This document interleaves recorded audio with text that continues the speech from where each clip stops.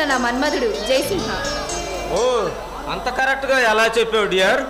జయసింహ, నీ చేతుల స్పర్శ నాకు బాగా గుర్తుంటుంది. అయినా నన్ను తాకే ధైర్యం నీకు తప్ప మరెవ్వరికీ లేదు. మాధురి, నీ కోసం, నీ ప్రేమ కోసం 1000 జన్మల నుంచి ఎదురు చూస్తున్నట్లుంది. అబ్బో జయసింహ, నీ కోసం నేను 1000 కళ్ళతో ఎన్నో రోజులుగా ఎదురు చూస్తున్నాను. మాధురి, నువ్వేమో దూరంగా ఉంటూ నాలోని ఆశల్ని రేపుతున్నావు.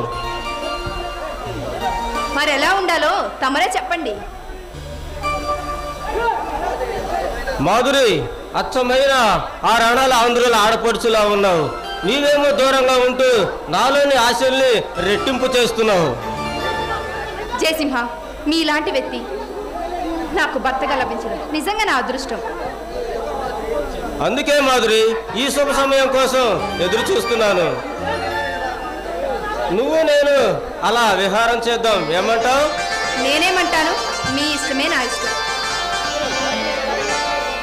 మాధురి, ఇలాగే జీవితాంతం ఒకరి కవిగిలిలో ఒకరు కలిసి ఉంటే ఎంత బాగుంటుందో.